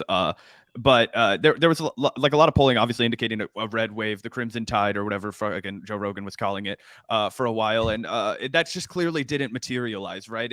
I mean, outside of the armpit of America, Florida, where Ron DeSantis is king, it was not as successful as the Republican Party had planned and as the Democratic Party has feared. So they've been able to kind of successfully pivot this, losing the House, most likely at least. Pretty sure it's basically confirmed at this point, losing the House, and then but still maintaining control of the Senate and potentially by one seat larger margin. They've turned it into this massive victory lap. People are saying things like, "Oh, it's because Joe Biden said that he was going to, is going to cancel student debt for these people. It's because he onshored 300,000 jobs. It's because X, Y, and Z." And I would love to get your opinion on this, but to me, I just don't feel like that had anything to do with it. I just think that most of the people came out and rejected the crazies that had made it through the Republican Party, and they've rejected the culture war that the right wing had been promoting. But do you think that people are right when they say that this this was a show of strength for Biden specifically, or do you think it was just a show of weakness for the Republican Party? That's a good question. And one of the things I think people have to worry about is like, what if the Biden wing of the Democrats can win by doing the absolute bare minimum, and it doesn't cost them elections? It might put us in a worrying place. But I think it's Roe. I think Roe's the main reason why the Democrats did so well. I think people don't like losing that, and it remains to be seen how sticky that'll be. Maybe by the Roe decision, they made Democrat voters for life, or maybe this is just a midterm and maybe the next election thing. I think, I don't know. I think the student loan stuff, I'm yet to really dive into the youth turnout stuff, so I'm not sure how big that is, but it is a big victory, just relatively speaking, for how these things go. Midterms usually swing that way. And Chapo was making the joke that like maybe we were wrong saying he wasn't FDR, because this is the last time this happened was like 1932, and that might just signal, like you say, like the Republicans are too crazy to appeal to regular people. Most people are happy to leave trans people in sports to like the school board or the athletic boards, and want to vote about other things like whether or not they can get an abortion. And I think that was mainly it. But I think it is, like, you're right to point out that I think like Biden's going to be feeling himself, and the idea that he's not going to run if health permitting, like he's running again. Yeah, I think unfortunately he will be. And I guess I underestimated the issue of Roe a little bit. Maybe in hindsight that was foolish, but I just figured the fact that it fell under the Democrats' control, like the Democrats had the House, the Senate, and the presidency, and it fell. I just figured that people wouldn't associate it enough with Republicans, and they would think like, well, we gave you the presidency, we gave you the House, we gave you the Senate, and you still let Roe fall. You failed to codify it for all these years after promising to do so under Obama. Like, why would they go? That's not very energizing to go out and vote for them again, to continue to fail to do the thing they've been promising for years and years. So I guess I did underestimate that a little bit, but in hindsight, it makes perfect sense. And I think that absolutely was probably the number one issue that caused people to come out so historically for Democrats, because anything like that, it was truly historic for the Democrats. Usually, like you said, Matt, the party in power takes a fat L during the midterms, and this time they almost kept the House and the Senate. It's crazy that it's going to come down to like one vote, or it did come down to one, not vote, but representative. Anyway, what do you think the Dems should do? Like, what do you think Biden should do regarding Roe v. Wade and abortion with the next 2 years in office? Is there any way to get it codified, or do you think he's just going to sit on his hands for the next 2 years? Well, I mean, the latter is, I think, what they'll probably do. They're not going to blow an election issue. You kidding me? But what they should do is codify not just Roe, but like a right to an abortion. And I mean, frankly, this should all be part of Medicare for all. And we're talking about like this to tell a Democrat politician all this stuff is galaxy brain, but it's healthcare. Abortion is healthcare, and it should be covered like all other healthcare. And it's hard to like institute a right for a certain type of healthcare, like abortion, when you don't have the right to the other stuff. And so we're like trapped in this sort of situation. But like that's what we should be at. And it's a problem that we're not in a position where we can elaborate that really forcefully to say like this healthcare needs to be a right. It's not something we need access to through like exchanges or shit like that. And part of that right is abortion. And the other things people mentioned, like a lot like using military bases and that sort of stuff. Of course, you do all those sorts of like more limited measures too. But it's a good question. I'm not sure about like the legislative outlook. I've heard more about they might do something about marriage equality, but it's a point to point out that they need to act on that, or at least show movement and intent on it, because you're going to blow those folks who turned out to deliver this midterm for you. Yeah, I saw Ben Shapiro shitting his pants with Matt Walsh about how you shouldn't be in the Republican Party if you're going to vote for same-sex marriage. I'm like, this is why you guys can't win fucking elections, dude. Do you know how many gay guys are in the Republican Party? They don't want to vote for you. Like, they have families. Like, it's just crazy. Right. Yeah, it seems so stupid. And they want to blame Trump. And it's like, Trump is just the guy who's able to sell this shit you're saying to normal people. Like, that's what, it's not his fault. It's what you're giving him to work with, basically.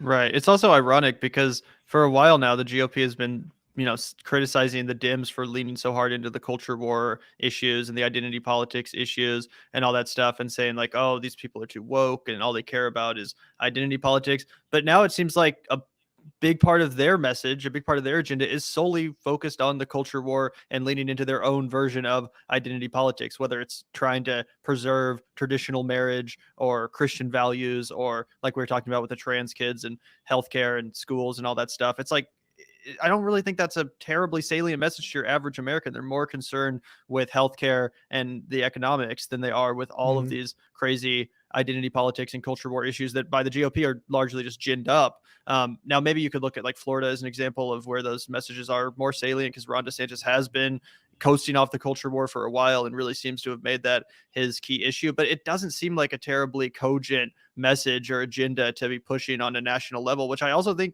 partly explains the loss in the midterms. In addition to Roe, so many of their candidates were just these crazy culture warriors that were so obsessed with these right-wing culture war issues. And I think it just kind of turned off a lot of normie Americans. Yeah. I mean, and Florida is such a hard state to judge too, because you got a lot of movement there ideologically. You have him, re-disenfranchising felons by the hundreds of thousands, or ex-felons, I should say, that should be able to vote. It's going to be funny though, like to see.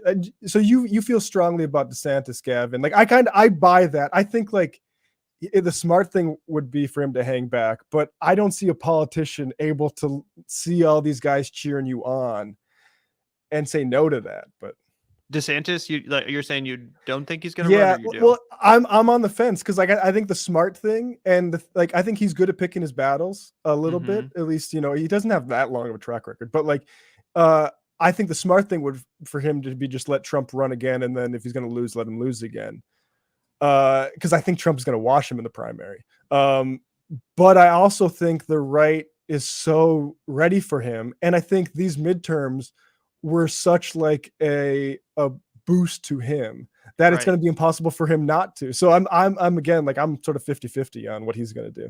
Yeah, I think that it's almost for certain that he runs. I just don't see a world where he's not going to take advantage of the momentum he currently has. I think if he waits 4 years, he's going to risk the chance of that momentum kind of dying off. And right now is the time for DeSantis. Trump has never been more vulnerable.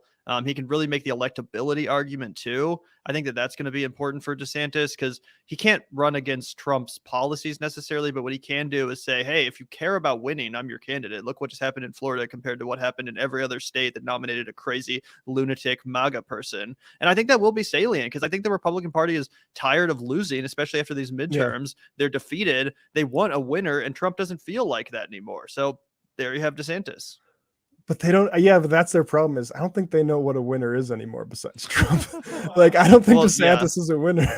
That's the problem. But I do feel like the fact that a lot of the conservative commentariat is pointing this out will be important. Like, yes, there's going to be that sycophantic base that only cares about Trump, and anyone that turns on him or says anything about him negative, they're going to turn on. But the GOP commentariat is concerned with winning, and the Ben Shapiro's, Candace Owens, all these people, like they do have a lot of sway over the Republican voters, or at least the base. It seems like it to me. And the fact, I mean, you watch Dave Rubin. He doesn't stop dropping hints that he's in contact with like DeSantis's team. They all secretly want Trump out of there, and they want DeSantis to be the nominee because again, he's not as embarrassing, and he actually has a chance of winning. I think Trump would lose to Joe Biden again, even though Joe Biden's like incredibly unpopular, totally incompetent, sleepy Joe. I still think that people would reject the extremism of Trump. But you take Ron DeSantis, who could kind of put on more of just a normie Republican vibe, kind of like we saw what happened in Virginia with Glenn Youngkin. Ron DeSantis is more extreme than Glenn Youngkin, but compared to Donald Trump, he seems more like a Glenn Youngkin style Republican. I really do think that he would have a better chance against Joe Biden, which is kind of the inverse of what happened in 2016, where Trump was uniquely suited as the more like populist Republican to take down the neoliberal personification of the establishment, which was Hillary Clinton. Now they've come full circle and need to re-embrace the kind of establishment republicanism in order to kind of shed this image of just being lunatics. Yeah.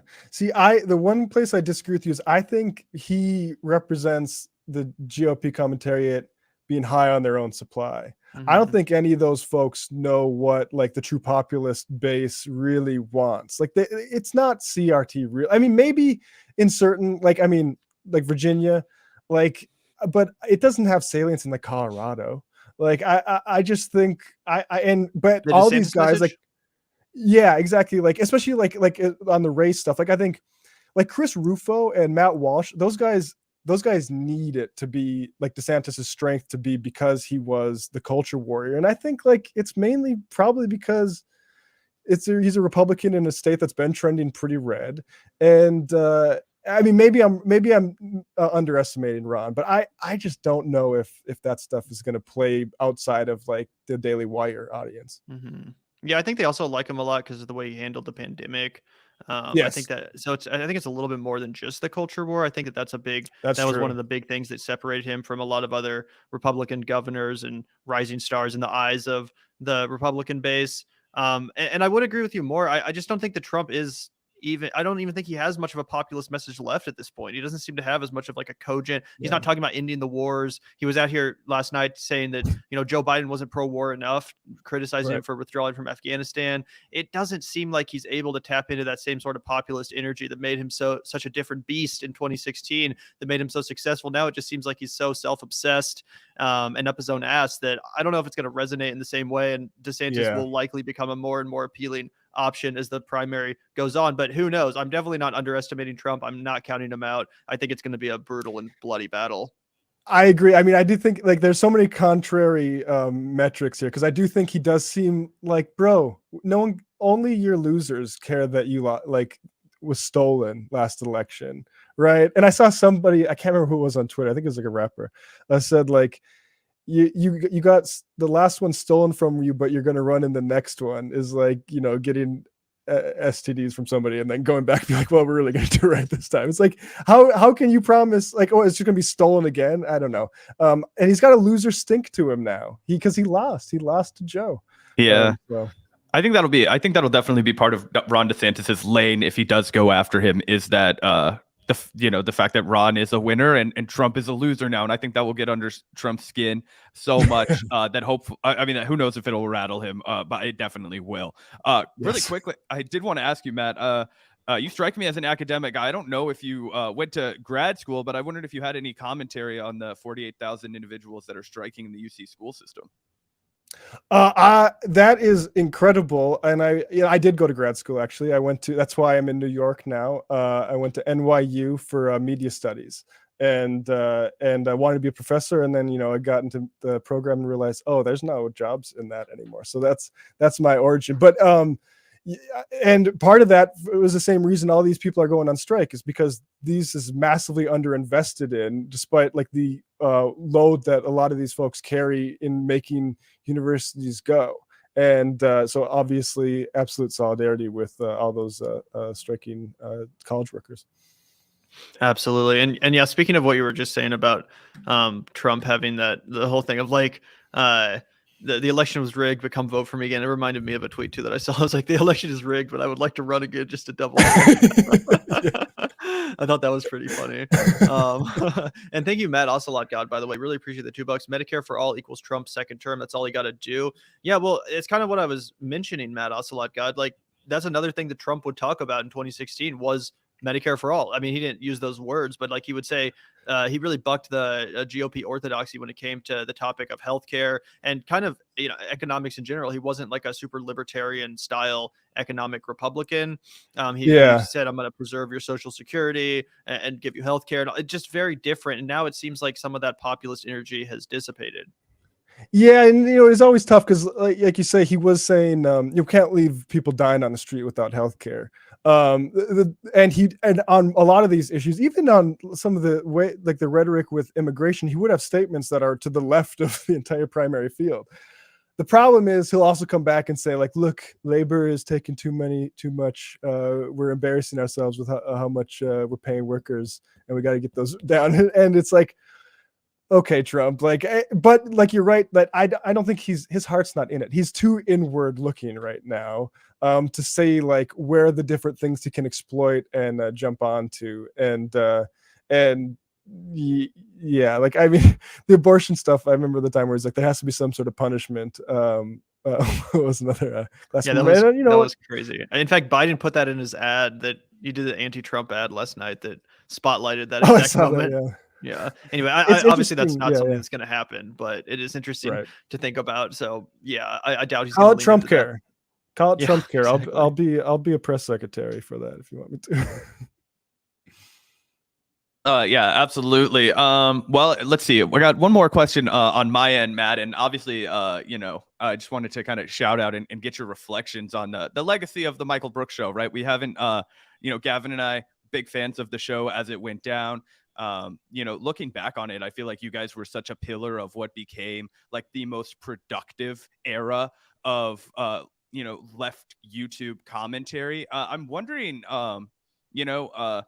just I don't know. What are your reflections on that, and what do you think made that? Obviously, Michael, was just the most phenomenal, charismatic commentator. But what specifically outside of the like comedic presence that he was able to bring, do you think made you guys, one of the biggest forces on left media?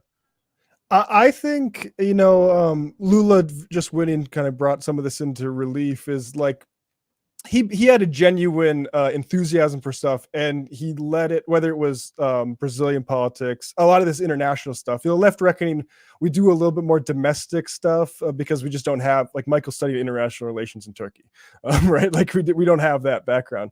But he was really enthusiastic about this stuff, and it made a difference. Like with the Lula stuff, like I don't know how to exactly measure it.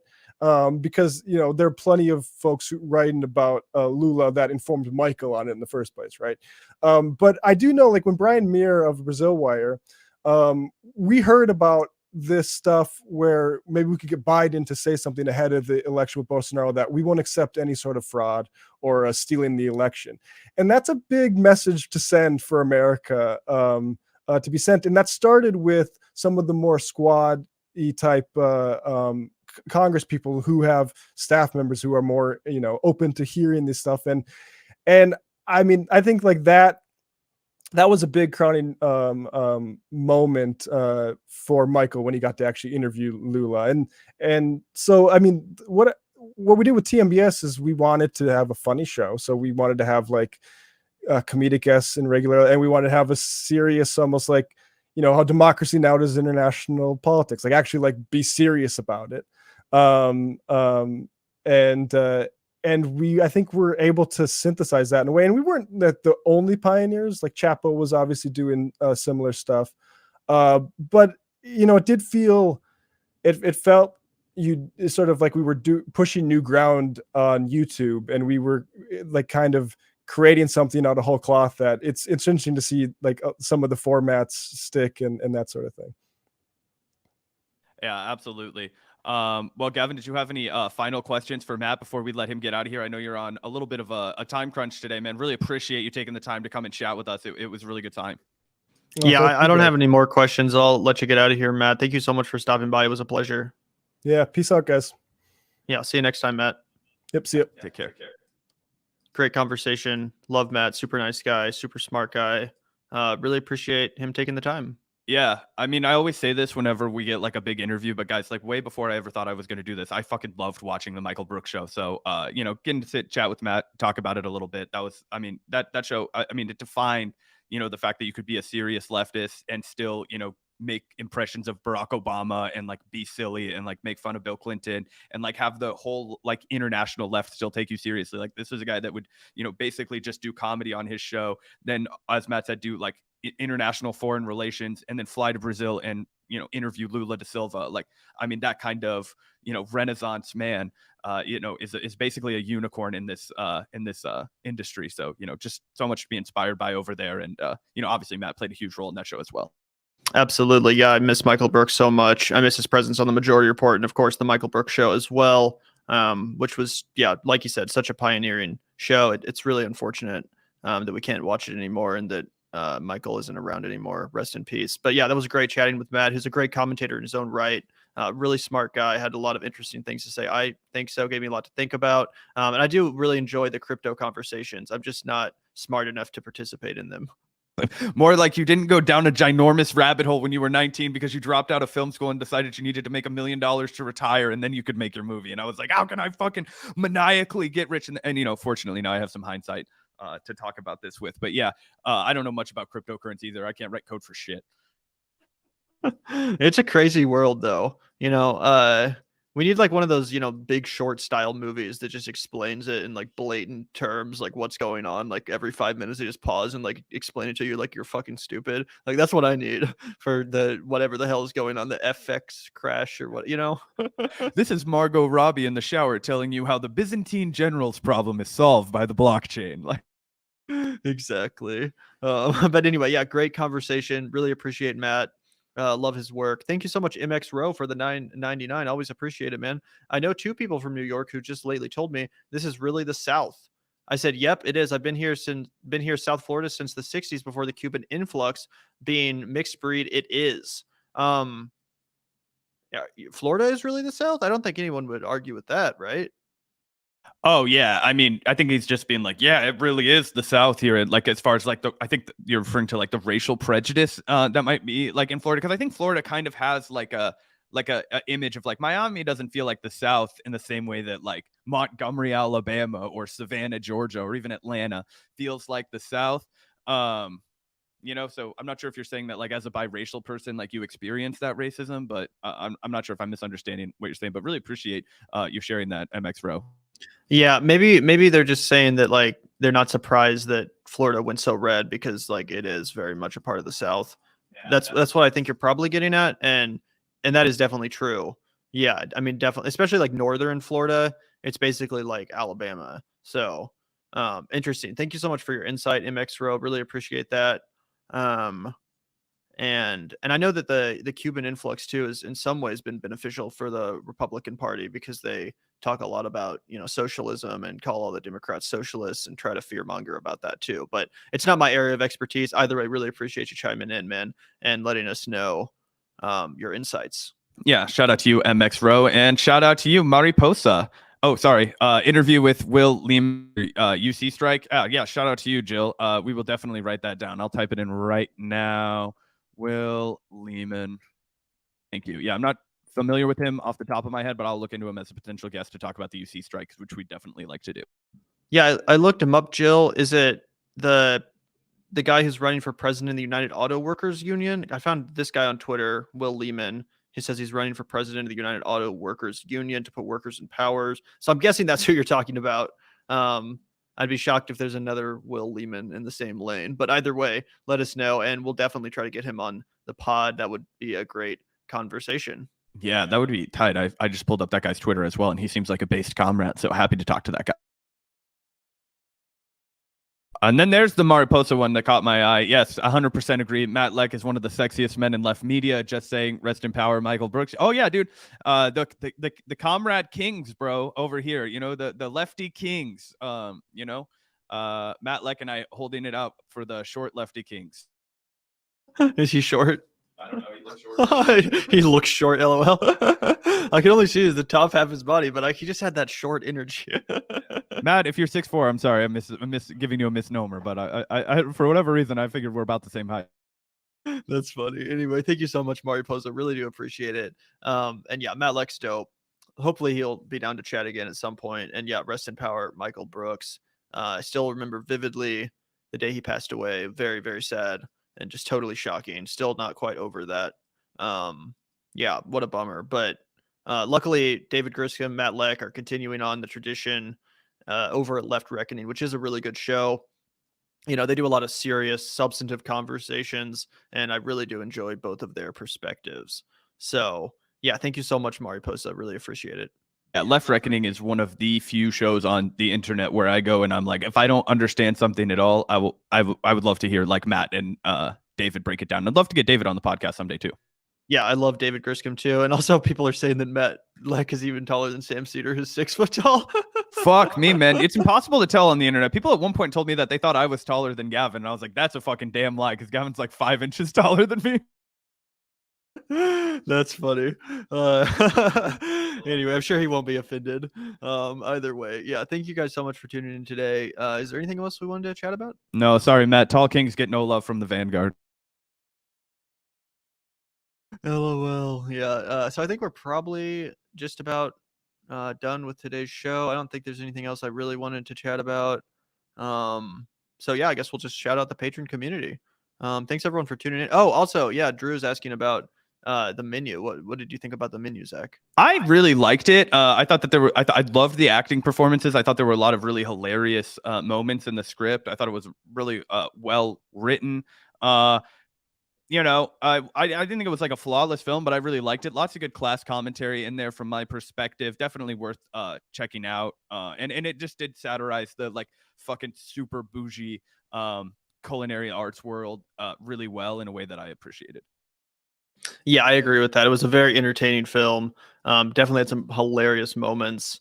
I definitely had some issues with the movie, but I don't want to get into spoilers, Drew, and I know you're going to see it soon. So I'll circle back on that one and we can talk about some of the issues I had with like the last half of the movie, because I really preferred the first half of the movie to the second half of the movie. I thought it got kind of stupid, unnecessarily so, but either way, still worth watching for sure. The acting was great. It was definitely really funny. So yeah, definitely recommend the menu. It did have some good class commentary and satire. I just think it kind of fell short of what I wanted it to be. But either way, thank you so much, Drew. Always appreciate seeing you in the chat and on Screen Fiends as well. You're always one of the first to comment, so I appreciate that, bro. Yeah, hell yeah. Yeah, but anyway, great stream today. Very much dug it. Shout out to Matt. Sorry I pretended you were a short king with no evidence. That was fake news. So sorry about that. But yeah, great conversation, great stream, and yeah, we'll see you guys.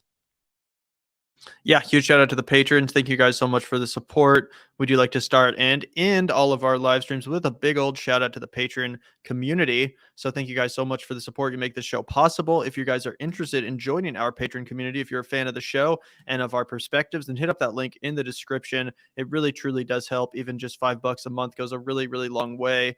So thank you guys so much for the support. We really appreciate it. Wouldn't be able to do this show without you. As I said, links in the description. As always, you're going to always find it in the description. Patreon.com/the Vanguard channel. There's also a link for our PayPal if you're feeling extra generous. Really appreciate the support, guys. Thank you so much. And thanks everyone for tuning in today too. Appreciate that you guys enjoyed that conversation with Matt Lech. We definitely did. So yeah, thank you guys so much for tuning in, and we'll see you next time. Yeah, peace out, gang.